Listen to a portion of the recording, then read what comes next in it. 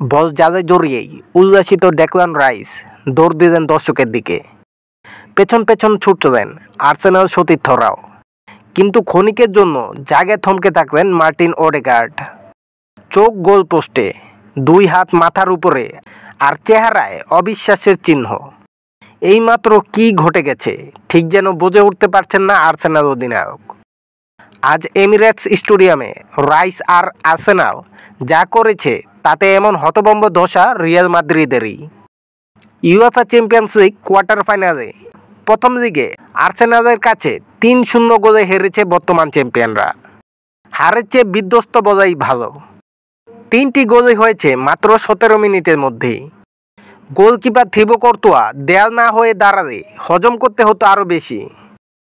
মরার উপর খাড়ার ঘাড় মতো শেষ দিকে লাল কার্ডও দেখেছেন একজন।